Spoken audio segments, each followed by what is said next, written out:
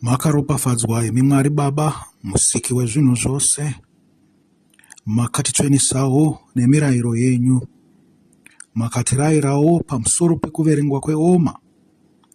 Rino izuva ra29 rokuverengwa kweoma, zvichireva vhiki 4 dzakakwana. Amen. Nhasi uno tikuda kutaura pamusoro pekuzvitonga kuzere. Kuzvitonga kuzere. Ndoziva kuti makanzwa inzwi iro rekuti kuzvitonga kuzere munobva maridza tsamwa. Hungu zviriko kunyika dzose kazhinji. Nekuti vanhu vanoshaya kuti kuzvitonga kwacho kuzere kunomboreve chii. Vakanga vakakomborerwa ivavo vakaona kushanduka kweupenyu hwakanga huri pasi pavadzvinyiriri vachipinzwa munyika yakasununguka. Asi kusununguka kwavo hakuna kugara kwenguva ndefu. Vakatanga kudzvanyirirwa zvakare naivavo vakanga vava pazvigaro zvokutonga.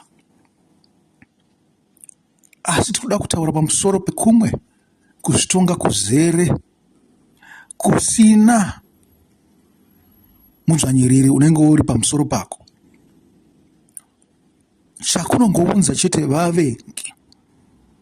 Izvi zvakatonyorwa kare kuti vavengi vachange varipo, uyezve vari vazhinji vanobva kudivi rimwe chete, divi radhiabhori. Tava nevhiki 4 tichitaura pamusoro pekuverengwa kweoma nezvidzidzo zvotanga tichiita zveunhu hwaishe wedu Jesu Kristu. Tichiona kuti pane twatingadzidze here tungatibatsire pakuvandudza unhu hwedu isu samakristu. Tumwe twacho makanga munatwo kare, tumwe ndo twamaona turi tutsva tunofanirwa kukuvandudzai. Naizvozvo kana muchitora maefforts ekuedza kuvandudza upenyu hwenyu nokuhusandura kuti muve vakristu vakakwana, zvakanaka.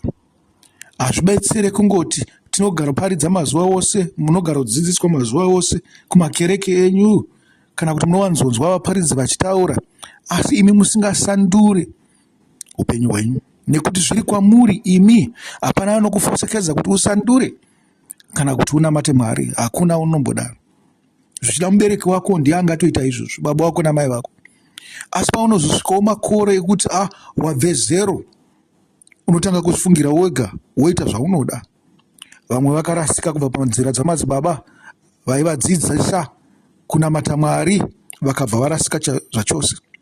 Vamwe vakarasika ndokudzoka, vamwe ndivo vakangoramba vachitevedzera zvavakanga vadzidziswa.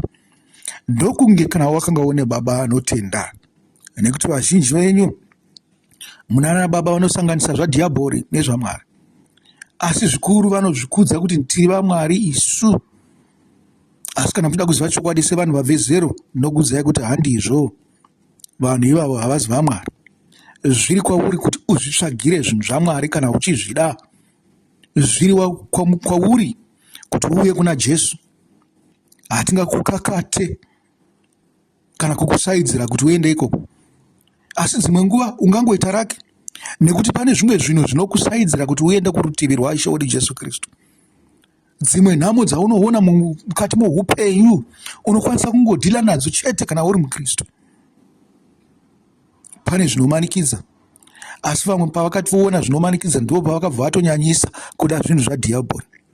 Naizvozvo vakava addicted, sevaya vanoteura zvinhu zvinodhaka vaya, kuti vakungoramba vachizvita, vachibva pane humwe huipi vachienda pane humwe. Isi tinoda kuti mudzoke muzive Mwari. Ndinovimba kuti vazhinji vandichataura navo nhasi vakatogamuchira Ishe wedu Jesu Kristu, uyezve vanga vari makristu kwenguva ndefu.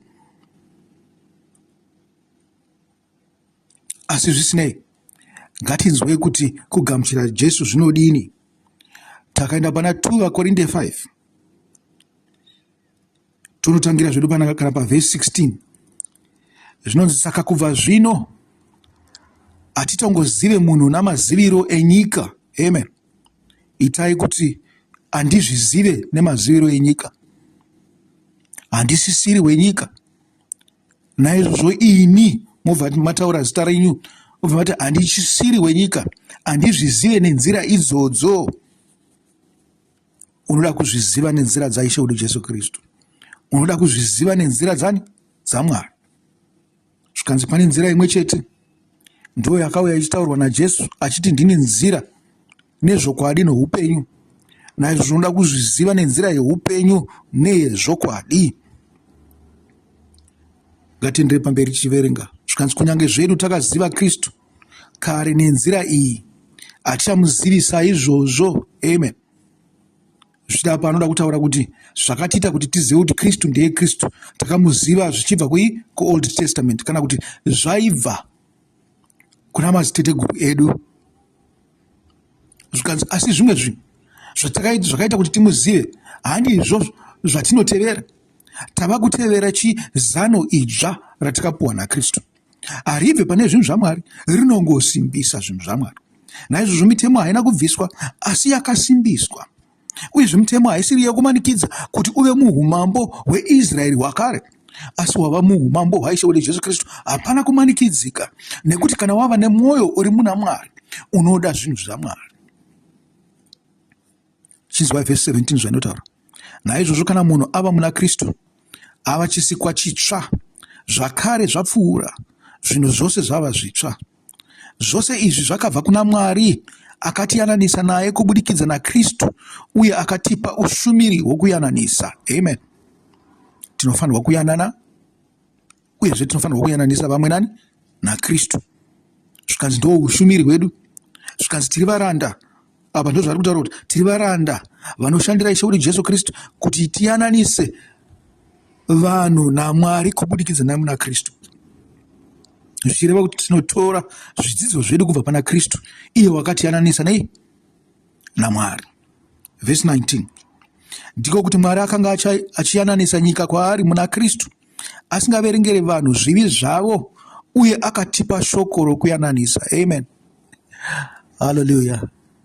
Zvikanziwa kana uchienda kune munhu muswa wauri kuda kuti atendeuke abve pazvivi zvake, zvichida uya kwauri kana kuti ndiwe wasangana naye panzira, zvichida ndipo pauri kutotanga kutotaura naye.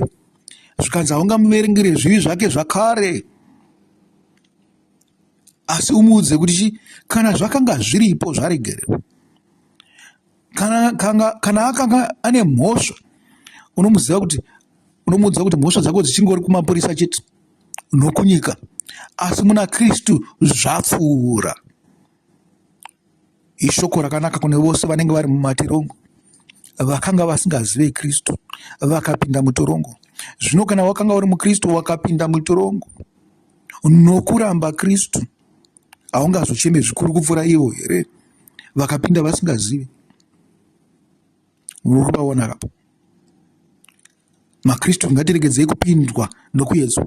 Dzimwe nguva unongokandirwa mutorongo nekuti mapurisa ekuZimbabwe haana nyanisi, haaite zvakanaka, havasungire vanhu mhosva chaidzo. Vanhu vane mhosva havambosungwa, vanongosunga imi musina chete. Naizvozvo unoona kuti mumatorongo medu makangozara vanhu vasina mhosva, vanhu vasina kutongwa nenzira yakanaka. Gwara rokutonga vanhu kana kuti rokusunga vanhu harisi kuitwa zvakanaka, uyezve kumakotsi kwacho hakusi kutongwa vanhu zvakanaka, hazisi kutevedzerwa mitemo inoita kuti kana munhu abatwa agotongwa zvakanaka. Achibva kumba kwake, kana asina kupara mhosva yokupondai, kana kuti kana asingafungidzirwe kunzi anotiza, munhu wose akutongonzi kana wapara kamhosva kekuti wangotorawo fodya kana mudzanga mumwe chete kuna shamwari yako, asingazvizive akati wandibira, wakutoita kunge wakapara mhosva yamakore mazhinji. Unotonogarisirwa mujeri izvozvo zvokuti watora fodya kune mumwe wako usina kutoba futi. Varimo vari mutorongo vakadaro, varimo vasina kana nemhosva, varingoita mhosva dzekuiswa pavari namapurisa kana nehama dzavo kana neshamwari dzavo. Murikupanzwa.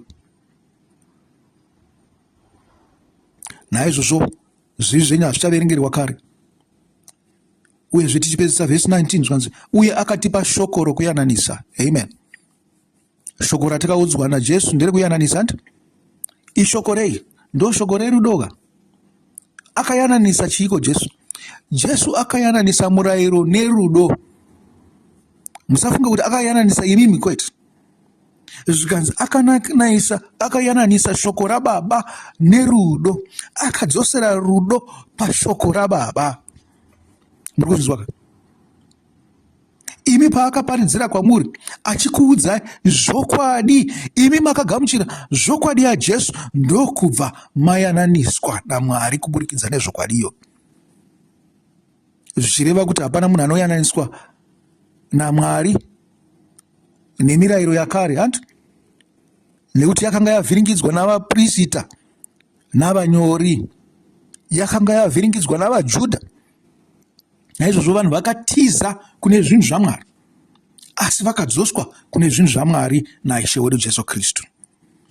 Ndosaka zvinzi pakutanga raiva shoko, shoko rakanga riri kuna Mwari, shoko rakanga riri kuna Mwari. Zvikanzi rakadzika pasi pano, asi vanhu havana kuriziva.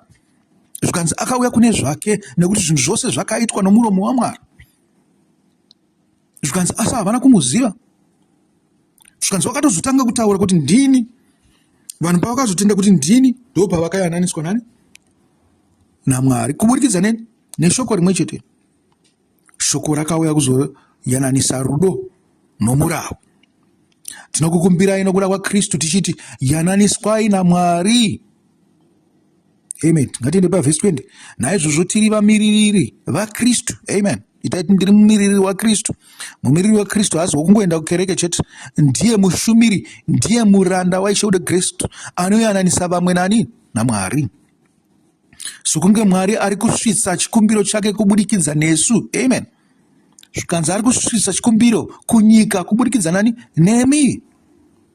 Itai muri muranda waIshe wedu Jesu Kristu. Ita ndiri muranda waIshe wedu Jesu Kristu. Tinokukumbirai nokuda kwaKristu tichiti yananiswai naMwari. Amen. Ndo panoperera vhesi 20. Mwari akaita kuti uyo akanga asina chivi ave chivi nokuda kwedu. Amen. Zvikanzi wakatakura zvose zvatakanga tinazvo zvikaiswa paari. Zvikanzi nanhasi zvichiri kuiswa paari, nokuti wakazvifira kamwe, hazvisina mumwe anozvifira. Asi tinofanirwa kutendeuka. Kana tatendeuka, todzidza Kristu, toziva Kristu, tove saKristu, tigoita basa rouranda seraaita. Kanzi Mwari akaita kuti uyo akanga asina chivi ave chivi nokuda kwedu, kuitira kuti maari tive kururama kwaMwari. Amen.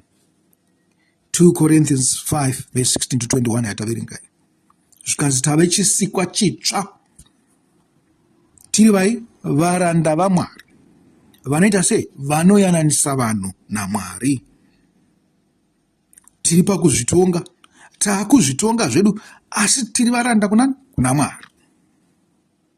Zvino zvatinoita tiri varanda vaMwari, zvii zvinoonekwa patiri kuti tinzi tiri varanda vaMwari? Zvikanzi munoda rudo here? Zvikanzi mune rudo here? Rudo nei? Zvikanzi rudo nemurau. Muri kupanzwa? Jesu wakayananisa rudo nemurau. Naizvozvo isi tinofanira kuva nerudo nemurau. Ndo zviripo izvo yatinzwe kuti zvinoti chii. Pana vaRoma, tingatangirire pana vaRomani, tingaenda pana vaRoma 5 kusvika pa14. Zvikanzi nokuti panguva yataitongwa nenyama, kuchiva kwechivi kwakamutswa nomurayiro kwaibata mumiviri yedu, kuti tibereke chibereko chorufu. Amen. Muri kupanzwa ka? Chakakonzera kuti tibereke chibereko cherufu, zvikanzi irebellion, kupandukira Mwari. Tichitichi zvimirawi izvi hatizvide, zvinotitambudza. Asi kana wava muranda waMwari, wakuda mirayiro yaMwari. Muri kuzvinzwa? Zvino zvavakuda murayiro yaMwari, wakuzvinamatidza iwe pachako, hasiri zvakumanikidzana kuti huya unamatire pamurayiro yaMwari. Ozi iwe pachako ndo unozviona zvakakodzera kuti unamatire pamurayiro waMwari. Naizvozvo wavakuda murayiro waMwari, wava nyama imwe chete nomurayiro waMwari, wava muviri umwe chete nomurayiro waMwari. Tadzokera futi pana 2 vaKorinte patanga tichiverenga bhaibheri zvikanzi wava mweya mumwe chete nomurayiro waMwari. Iwe nemurayiro waMwari hamusina kusiyana. Murayiro wemweya. Amen. Kwete wekuzvimanikidza nomuviri. Zvikanzi sei kuti tibereke chibereko cherufu? Ndokupandukira kwatakaita Mwari ikoko. Takabva tabereka, panzi pekuti tibereke zvibereko zveupenyu, takatanga kubereka zvibereko zverufu zvikawandisisa. Navana vedu vakazvidzidza kubva kwatiri, vakaramba vachingofa, vachingoparara senhunzi. Asi zvino nokufa kune izvo zvakanga zvakatisunga, takafa pane zvakatisunga. Takafa nani? naIshe wedu Jesu Kristu. Takasunungurwa kubva pamurayiro kuitira kuti tishumire nenzira itsva yomweya, uye kwete nenzira yakanyorwa yekare. Amen. Ndosaka muchinzwa vaapostoli vazhinji vanoparidza vachiti murayiro wakapera. Hauna kupera as such. Murayiro wakavandudzwa kuti uve werudo nomweya. Wakavandudzwa munani? Muna Ishe wedu Jesu Kristu. Kana vachiti vakapera, musakanganise kunzwa muchiti aiwa murayiro wakabviswa. Kwetu hauna kubviswa, ungoripo. Nekuti murayiro yedu ndio inongotaurwa kune tsamba dzamaapostoli, uchipa vaRoma mhosva, uchipa vaKorinde mhosva, uchipa vaGaratia mhosva, uchipa vanhu vose mhosva, nekuti vaikanganisa murayiro waMwari. Asi zvaitaurwa ne softer voice. Hazvichazonzi endai munopendengura magwaro muone kuti murayiro unoti chii. Zvainge zvitonzi iyi ndio tsika yakanaka yamunofanirwa kufamba nayo. Naizvozvo kuita sei? Kuita upombwe zvakaipa. Hatimbokuti endai munotarisa pamurayiro kuti zvakanyorwa here. Tinongoti kuita upombwe zvakaipa, kuita ruchiva zvakaipa. Asi munotivhunza kuti ruchiva rwakaipa pakuti chii? Tinokuudzai kuti kuita pfini zvakaipa. Ko pfini dzakanyorwa here pamurayiro? Zvino zvamunochochora nepfini negodo nekusadzidzisa vana venyu Mwari, uyezve namaramba Mwari amunawo, munoponda nenzira yomweya, munoba nenzira yomweya, nyange muchizviita zvenyu panyama. Izvo zvinoita kuti mupinzwe mumatirongo apano pasi, matirongo ehurumende. Munotadzira nyika, munotadzira vanhu naMwari, nekuti muri kutadzirawo nepai? Napamweya. Zvino kana wauraya panyama, chenjera kuti mhosva yako iri double kupfuura mhosva yawaita pasi pano. Nekuti kana waita yepasi pano wauraya munhu mumwe chete, asi kuna Mwari wauraya vanhu vaviri zvichida pamunhu mumwe chete woga woga waunenge wauraya. Nekuti unenge waurayawo pai? Pamweya. Mhosva yenyu yakakurisisa. Zvikanzi kutambudzwa nechivi. Zvino tichatiiko? Murayiro chivi here? Kwete. Zvirokwazvo ndingadai ndisina kuziva kuti chivi chii, dai murayiro wakanga usipo. Nokuti ndingadai ndisina kuziva kuti kuchiva chii, kudai murayiro usina kuti usachiva. Asi chivi chakawana mukana kubudikidza nomurayiro, chakaita mandiri mitoo yose yokuchiva, nokuti kunze kwomurayiro chivi chakafa. Amen. Ndio rebellion yandiri kutaura iyi. Nyangwe Mozisi dai asina kuuya, munofunga kuti tisingazive kuti kurara nemukadzi weumwe imhosva here? Dai nyangwe Mozisi anga asina kuuya, taisingazive kuti kuba imhosva here, chinhu chakaipa. Tanga tinazvo mutsika dzedu. Just because zvauya nemurayiro takuita rebellion against God. Murikuzvinzwa? The fact yekuti zvauya naMozisi, Mozisi ndiani kuada kuti impozira kuti tisauraye, tisaite zvinhu zvakadaro? Ngazive zveupenyu hwake. Ndo rebellion yatiri kuita. Murayiro wakanaka, aringotaura murayiro wakanga uripo kubva kare. Mozisi angoti akazongozivisa zvakare kuti paitwe agreement yatinoti sungano iyai. Sungano yakanga iri based namaconditions atonzi murayiro ine gumi. Nyange zvenyu muchiziva kuti murayiro yakanga yakawandisa kupfuura ine gumi. Nokuti kwanga kune chinonzi bhuku remurayiro yakanga yakanyorwa naMozisi yaiiswa pasaidi peareka munzvimbo tsvene tsvene. Yakanga iri murayiro yakawanda yakapiwa Mozisi naMwari. Iye akangotizivisa zvakare. Pane uyo akanga akanganwa akanga agoziva kuti pane akanga asingazive akabva aziva zvitsva. Asi kuna vazhinji vaitoiziva kare, vakati tangozvikomita kuti izvi ndo zvatakuita izvo. Uyezve kana tatadza tinenge tisinangotadzira munhu chete, tatadzira naMwari. Asi chivi chakawana mukana kubudikidza nomurayiro chakaita mandiri mitoo yose yokuchiva, nokuti kunze kwomurayiro chivi chakafa. Ndaiva mupenyu kare kunze kwomurayiro, asi pakauya mutemo chivi chakava noupenyu, uye ini ndakafa. Ndakaona kuti iwo mutemo waifanira kundipa upenyu wakatozouyisa rufu, nokuti chivi chichitora mukana wachakawaniswa nomutemo chakandinyengera, uye kubudikidza nomutemo chakandiuraya. Saka naizvozvo murayiro mutsvene uye mutemo mutsvene, wakarurama uye wakanaka. Amen. Murayiro chi mutsvene, mutemo mutsvene, wakarurama wakanaka. Murayiro hauna kubviswa. Chakakonzera kuti ndivengane nemurayiro irebellion yandakaita kuna Mwari. Nekuti dzimwe nguva tinofunga kuti kugara tingone disorder so kunotofamba, tichingoita zvatinoda, tichiitira vamwe zvakaipa, tichiita ndozviri kungoitika mazuva ano. Antu imunoziva zvinoitwa navakuru venyu venyika vose vanenge vari muzvinzvimbo zvenyika izvi, kuti vanoita nebwoni vachitadza, nokuti hazvisvike kwavari nokuda kwehuori. Vanoita kunge vakasununguka, asi pakauya mwana anoisa mutemo pamusoro pavo, zvinombomira antu. Zvinomira nekuti vanenge vakutya kuita sekukandwa mutorongo sezvavanokuita iyo. Chatinenge chidaba musoro pedu nemunhu akarurama chete, munhu akanaka, anochengetedza mutemo yaMwari, anochengetedza mutemo yenyika, kwete kungoita zvake zvaanenge achida nohuori hwake. Amen. Ko zvino chakanaka chakazofa rufu here? Kwete. Zvikanzi pavhesi 18, ko zvino chakanaka chakazova rufu kwandiri here? Kwete, napaduku pose, asi kuti chivi chionekwe sechivi chakabereka rufu kubudikidza nechakanaka, kuitira kuti kubudikidza nemutemo chivi chive chakaipa kwazvo. Amen.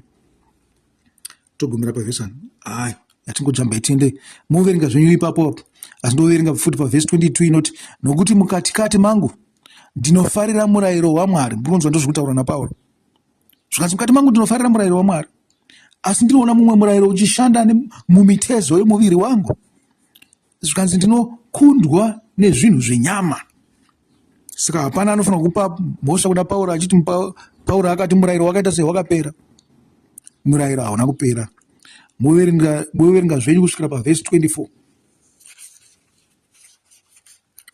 Nekuti ndaona ndakungoitira nguva kuti tiite chirongwa chino chiri chiduku. Amen. Zvatiri vaKristu, chii chimwe chatinofanirwa kuita? Zvikanzi tinofanirwa kudya chingwa. Amen. Tinofanirwa kudya chingwa regularly. Nzwi rechishona rakada kuita nguva dzose, asi ndingati panguva dzatinozvitarira toga. Amen.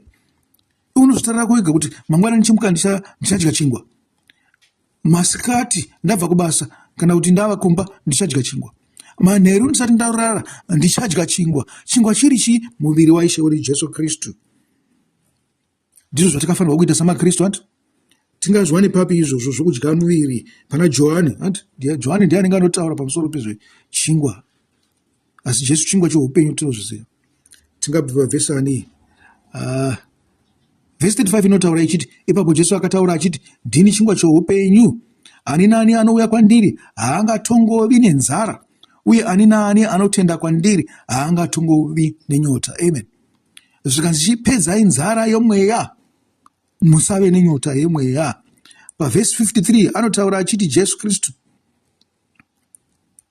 Ipapo vaJudha vakatanga kukakavadzana zvikuru pakati pavo vachiti, munhu uyo angatipa nyama yake kuti tidye here? Seiko? Nekuti akanga achiti, ndini chingwa chipenyu chakaburuka kubva kudenga. Kana munhu upi zvake akadya chingwa ichi achararama nokusingaperi. Chingwa ichi inyama yangu yandichapa nokuda kwoupenyu hwenyika. Amen. Pavhesi 51 apa. Vhesi 53 ichiti, Jesu akati kwavari, ndinokuudzai chokwadi kuti kana musingadyi nyama yomwanakomana womunhu nokunwa ropa rake, hamuna upenyu mamuri. Ani naani anodya nyama yangu nokunwa ropa rangu anogara mandiri, uye ini maari. Nokuti nyama yangu ndicho chokudya chaicho. Ani naani anodya nyama yangu uye anonwa ropa rangu anogara mandiri, neni maari. Aireve chiko shoko raMwari, achireva iwo maOld Testament iwo avavo navaprofita ivo avavo nenhoroondo idzodzo. asi zvino isu tava nemukana wakanaka wekuziva chokwadi kuburikidza naishe wedu Jesu Kristu. Naizvozvo tine mavhangeri navaapostora vakadzidza kubva paari vakatinyorera zvinhu izvi. Saka sezvo baba vapenyu vakandituma uye ndichirarama nokuda kwababa, saizvozvo uyo anodya pandiri achararama nokuda kwangu. Ichi ndicho chingwa chakaburuka kubva kudenga. Madzitateguru enyu akadya mana uye akafa, asi ani naani anodya chingwa ichi achararama nokusingaperi. Akataura izvi paakanga achidzidzisa ari musinagogo muKapenaume. Amen. Zvikanzi aidzidzisa ari musinagogo pai muKapenaume, nyika inonzi Kapenaume, nyika yaakazvarirwa antu yeGarire. Iye akazvarirwa zvake kuNazareta, asi Gariria ravaHedheni ndokwaakazvarirwa, ari musinagogo. Sinagogo dzenyu dzinofanira kuva nzvimbo tsvene, hadzisi dzengotakurirwa mitumbi yenyu ichiswa imomo kuti maakuenda kunovigwawo. Edzai kuti nzvimbo dzenyu dzamunodzidzira, dzamunoitira zvinhu zvenyu dzive tsvene. Makadzizvidza nemitumbi yenyu yakafa, mimwe mweya yakawanda inongotanga kupindawo. Zviri kwamuri kuti musarire murayiro waMwari, muite zvitsvene nezvakashata. Imi ndimi muchazoziva kuti zvakanaka nezvakaipa ndezvipi. Amen, amen. John 6:35 taiverenga iyo. Amen. Imi zvamava maKristu takambotaura kuti mava vatongi hatu, nekuti nyangwe navana vanoda kutongawo. Muri kuzvinzwa? Matongero enyu ari kuenda neshoko raMwari here? Hama vadiwa, kwanhasi hatigumirei ipapo, asi papati B tinenge tichisimudzira kubva ipapo. Rino riri zuva ra29 zvichireva vhiki 4 dzakwana dzakazara. Kwazvino chisarai.